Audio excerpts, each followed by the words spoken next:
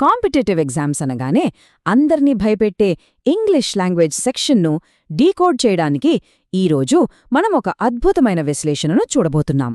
ముఖ్యంగా error spotting అనేది ఒక పజిల్ లాంటిది కదూ. సరైన విశ్లేషణ, ఒక డిటెక్టివ్ లాంటి టూల్ కిట్ మన దగ్గర ఉంటే ఈ సెక్షన్లో అద్భుతమైన మార్కులు సాధించడం చాలా సులభం. సరే, ఇప్పుడు ఈ రోడ్ మ్యాప్ చూద్దాం. గెస్ వర్క్ పూర్తిగా పక్కన పెట్టి ఎగ్జామ్స్లో వచ్చే ప్యాటర్న్స్ను మనమిక్కడ కవర్ చేయబోతున్నాం. బేసిక్ వాక్య నిర్మాణం దగ్గర నుండి traditional pattern, double part error, అలాగే కొంచెం కష్టమైన ఫిక్స్డ్ పార్ట్ ఛాలెంజెస్, ఇలా అన్నీ వివరంగా చూసేద్దాం. ముందుగా ఒక వాక్య నిర్మాణం, దానికి అవసరమైన బేసిక్స్ గురించి చూద్దాం. కష్టమైన ప్రశ్నలను సాల్వ్ చేయాలంటే ఈ ఫౌండేషన్ ఎంతో ముఖ్యం. సక్సెస్ సాధించడానికి కేవలం ఒకే ఒక్క స్కిల్ సరిపోదు కదా. మనకు ఈ 4 అంశాల కలయిక చాలా అవసరం. గ్రామర్, కాంప్రహెన్షన్ స్కిల్స్, మంచి రీడింగ్ అలవాటు మరియు వొకాబులరీ. వీటన్నింటిలో గ్రామర్ అనేది అత్యంత కీలకమైన పునాది లాంటిది. టెన్సెస్ మరియు పార్ట్స్ ఆఫ్ స్పీచ్పై పట్టు సాధించడం ఖచ్చితంగా జరగాలి. నిజానికి ఒక వాక్యమనేది అచ్చమొక పజిల్ లాంటిదే. ప్రతి పదం ఏ పార్ట్ ఆఫ్ స్పీచ్కి చెందుతుందో గుర్తించడమే ఎర్రర్స్ను కరిపెట్టటానికి అసలైన కీ. పదాలే భాషకు మూలాలు. అవి చేసే పనిని బట్టి వాటి స్థానం మారుతుంటుంది. ఒక నౌన్, యాడ్జెక్టివ్ లేదా ప్రపోజిషన్ వాక్యంలో ఎలా ఇమిడిపోయాయో గమనిస్తే ఈ విషయం మనకు చాలా స్పష్టమవుతుంది. సరే, ఇప్పుడు ట్రెడిషనల్ ప్యాటర్న్కి వెళ్దాం. ఈ బేసిక్ నాలెడ్జ్ ఉపయోగించి ఎగ్జామ్స్లో అడిగే సింగిల్ ఎర్రర్స్ ఎలా కనిపెట్టాలో ఇక్కడ చూద్దాం. ఒక్క క్షణం మనం గ్రామర్ డిటెక్టివ్లా ఆలోచిద్దాం. 4 భాగాలుగా ఉన్న ఈ వాక్యాన్ని గమనించండి. ఎర్రర్ ఎక్కడుందో దానంతట అదే బయటపడుతుందేమో చూద్దామా. Villagers stayed fearlessly despite of rumours. ఇలా చదువుతున్నప్పుడే ఎక్కడో ఒక తప్పున్నట్లు అనిపిస్తుంది కదూ. ఎగ్జాక్ట్లీ. ఈ వాక్య విశ్లేషణలో తప్పెక్కడుందో ఇక్కడ స్పష్టంగా తెలుస్తుంది. డిస్పైట్ అనే ప్రిపోజిషన్కి అర్థం ప్రభావితం కాకుండా అని. రూల్ ప్రకారం దీని తర్వాత ఎప్పుడూ ఆఫ్ అనే పదం రాకూడదు. కాబట్టి పార్ట్ బిలో ఉన్న డిస్పైట్ ఆఫ్ అనేది అబ్సల్యూట్లీ రాంగ్. కేవలం డిస్పైట్ అని మాత్రమే ఉండాలి. ఇక్కడ మనుషులను ఇతర జంతువులతో పోల్చుతున్న మరో ట్రెడిషనల్ ప్రశ్న ఉంది.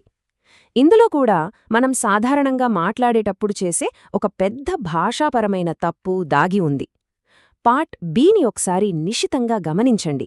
ఆ తప్పు ఏంటో ఇట్టే అర్థమవుతుంది. ఇది ఒక ఖచ్చితమైన రూల్ని అద్భుతంగా వివరిస్తుంది. డిఫరెంట్ అనే పదం తర్వాత ఎప్పుడూ ఫ్రమ్ అనే ప్రెపోజిషన్ మాత్రమే రావాలి. మనం క్యాజువల్గా మాట్లాడుకునేటప్పుడు డిఫరెంట్ దాన్ అని వాడుతుంటాం. కానీ ఎగ్జామ్స్లో రూల్స్ పక్కాగా పాటించడం ఎంత ముఖ్యమో ఇది నిరూపిస్తోంది. కాబట్టి దానికి బదులు ఫ్రమ్ ఉండాలి. సింపుల్. ఇప్పుడు స్థాయిని కాస్త పెంచుతూ డబుల్ పార్ట్ ఎర్రర్ ప్యాటర్న్కి వద్దాం.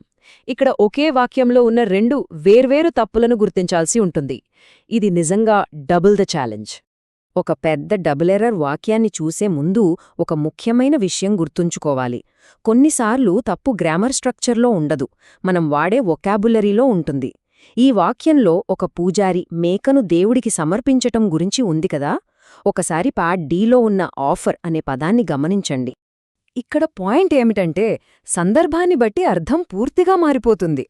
ఆఫర్ అంటే ఎవరికైనా ఇవ్వడానికి సిద్ధంగా ఉన్న డబ్బు లేదా అవకాశం.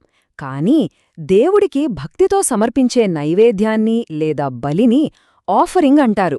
ఈ చిన్న తేడాతో వాక్యం యొక్క సరైన రూపం మారిపోతుంది. అక్కడ ఖచ్చితంగా ఆఫరింగ్ అని ఉండాలి. ఇప్పుడు ఈ క్లాసిక్ డబుల్ పార్ట్ ఎర్రర్ని చూద్దాం. ఇక్కడ కన్జంప్షన్ మిస్ మ్యాచ్, అలాగే సబ్జెక్ట్ వర్బ్ అగ్రీమెంట్ ఎర్రర్స్ కోసం మనం వెతకాలి.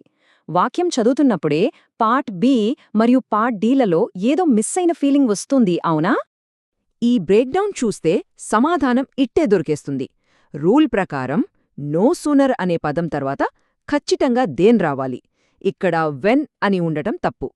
అలాగే పార్ట్ డీలో ఎ లార్జ్ షేర్ అనేది సింగులర్ సబ్జెక్ట్, కాబట్టి దాని పక్కన వాజ్ అనే సింగులర్ వర్బ్ మాత్రమే రావాలి. ఇక్కడ వర్ ఉండటం రెండో తప్పు. ఈ 2 పాయింట్స్ చాలా క్రూషియల్. ఇక చివరిది మరియు కాస్త భయపెట్టే ప్యాటర్న్ ఈ fixed part format.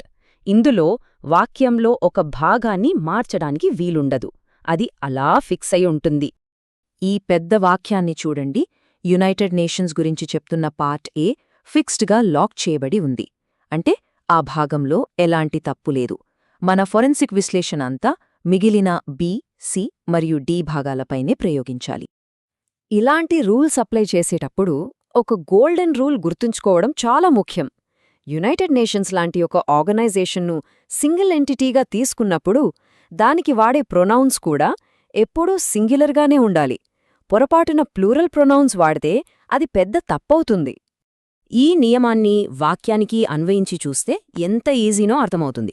United nations అనేది ఒక సింగిల్ నాన్ లివింగ్ ఎంటిటీ కాబట్టి వాక్యంలో తర్వాత వచ్చే ప్రొనౌన్స్ అన్నీ ప్లూరల్ నుండి సింగులర్కి మారాలి. అంటే పార్ట్ బిలో దేర్ స్థానంలో ఇట్స్ రావాలి, అలాగే పార్ట్ డిలో దే స్థానంలో ఇట్ రావాలి. అంతే, పజిల్ సాల్వ్డ్. చూశారు కదా, పార్ట్స్ ఆఫ్ స్పీచ్ని ఇలా ఒక పద్ధతి ప్రకారం లాజికల్గా విశ్లేషించడం ద్వారా ఎగ్జామ్ రోజున ఎంత కన్ఫ్యూజింగ్గా ఉన్న వాక్యాన్నైనా చాలా తేలికగా డీకోడ్ చేయవచ్చు. గెస్ వర్క్కి ఇక ఏమాత్రం అవకాశం ఇవ్వకూడదు. ఎందుకంటే గ్రామర్లో ప్రతి పదానికి ఒక స్పష్టమైన కారణముంటుంది. మరి తదుపరి గ్రామర్ ప్రశ్నను చూసి భయపడాలా, లేక ఈ టూల్కిట్తో లాజికల్గా సాల్వ్ చేసే మరో చిన్న కేసులా చూడాలా? ఖచ్చితంగా ఈ డిటెక్టివ్ మైండ్సెట్ను అలవాటు చేసుకుంటే ఎర్రర్ స్పాటింగ్ అనేది ఒక గ్యాంబుల్లా కాకుండా గ్యారంటీగా మార్కులు తెచ్చే సెక్షన్గా మారుతుంది. ఈ సక్సెస్ ఫార్ములాతో ఇలాంటి మరెన్నో అద్భుతమైన భాషా రహస్యాలను ఛేదిద్దాం.